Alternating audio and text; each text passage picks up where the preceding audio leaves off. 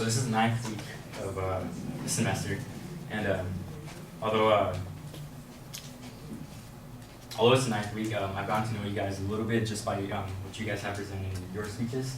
And so after that, I know that there's a few of you in here that play contact sports. I know there's some football players in the back and a couple of hockey players scattered around in here. And I just want to ask you guys, the football players and hockey players, or those of you who play any contact sport, have you, any of you, just quick yes or no answer, ever suffered a concussion? You guys too. Okay, well, concussion is the most common type of traumatic brain injury. The word concussion comes from the Latin word concuttere, which means to shake violently, and concussus, which means the action of striking together. And today I want to outline for you long-term effects of sports-related concussions.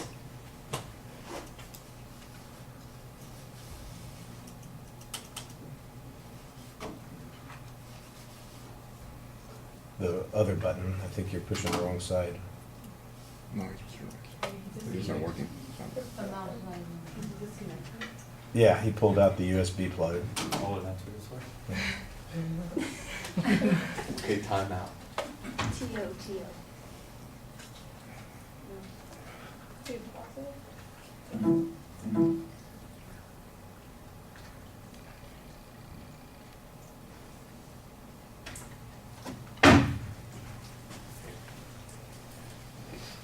So, two most common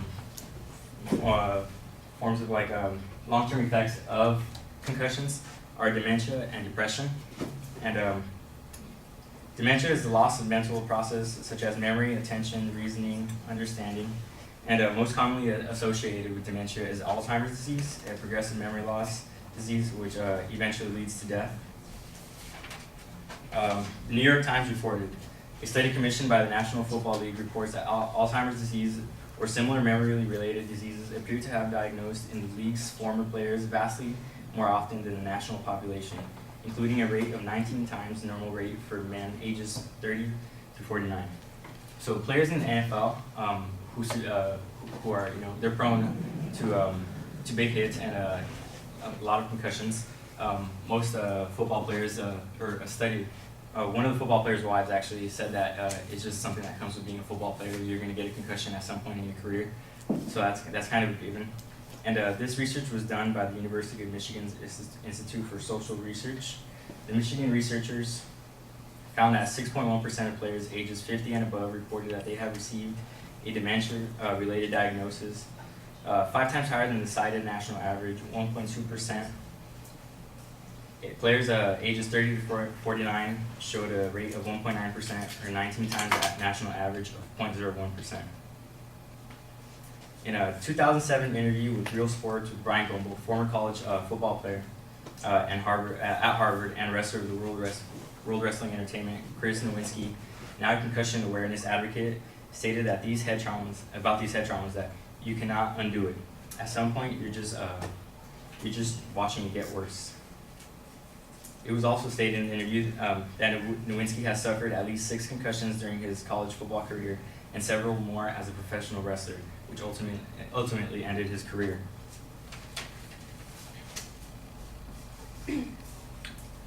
Another link, or another one of the long-term effects of concussions is depression.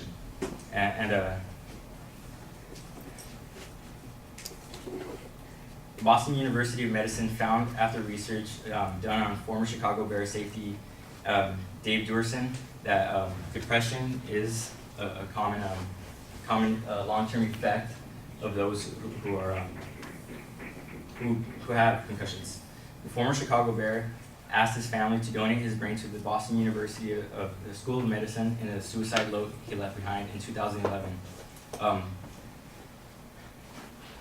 Dave Duerson, the former Chicago Bear, he suffered from depression for a long time and eventually did take his life, in which he shot himself in the chest to preserve his brain. And that's what, in his suicide note, is when he left it up to his family to donate his brain up for research so that something can be done about this awareness. Similar to the 2011 suicide of Duerson, just last May, Oceanside, California native and former San Diego Charger Junior Seau also committed suicide by a self-inflicted gunshot to the chest. Now, Seau didn't leave a suicide note, but he did.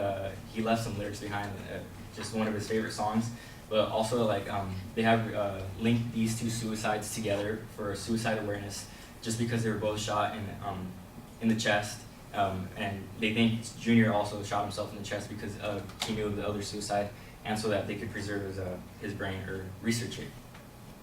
And his brain was researched.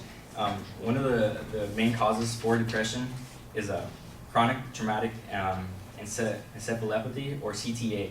It's an abnormal protein in your brain that is caused by head trauma, such as concussions, and is commonly believed to be the reason for suicides and is the leading cause for depression.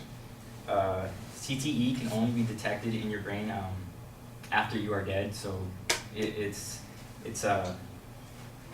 most commonly found in like football players, also hockey players after they die or commit suicide. Somebody will get a hold of their brains for research, and they'll find out that the majority of these people do have it. It's not only football players that, like I said, that get this. Jim Thompson, a former NHL enforcer, stated that he dealt with depression and thought about taking his own life, saying it was impossible not to be depressed when he was laying in bed the night before, knowing that he had to go out and fight a 6'2" monster. And basically, if you don't know what an NHL enforcer is I think his presentation stated the skills of a hockey player, and they basically just don't live up to those skills. They're not that great of skaters, they're not that great of passers, not that great with the puck, but their main job is just to go out there and fight. That's all they're basically known for, fighting and making sure that if their team is getting beat up on, that they're going to go out there and settle it. So Jim Thompson released a statement in 2011 after the death of 3 NHL enforcers, 2 of them which were suicides and 1 of them which was an overdose. All of them had, all of these men who, or 2 of these men who committed suicide and the other one who overdosed had been known to have like depression, and like I said, they were all enforcers, so they all fell into the same category. Dr. Robert Cantu, a neurosurgeon at the Boston University of Medicine, said that what he found in interviewing enforcers as he studies the brain injuries is that often enforcers won't admit to teams, training staffs that they are suffering from concussion symptoms because they don't want to miss games. Dr. Cantu estimated that enforcers suffer a concussion every 4th or 5th fight. Also, Dr. Cantu is one of the leading researchers into chronic traumatic encephalopathy. So it's just to him it just further proves this point that that concussions do lead to these reasons of suicide and depression, also Alzheimer's and just dementia. To review just what I said, these effects have concussions have been known to cause all these effects. But it's in like the world of sports, especially like they say with men, it's something that they don't really want to talk about. They're embarrassed to admit that they do have a concussion, or that they just are depressed because it's not something that they really want to talk about. And NFL's defensive tackle Amobi Okie talked about this risk. It's a big risk. He talked about it. He says life comes with risks, and I'm talking about a big risk, but it pays well. So a lot of these players are also just keeping their mouth shut because they get paid well. Thank you.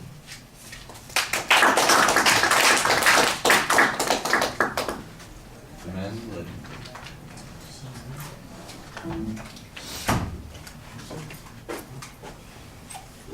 So the man, the legend.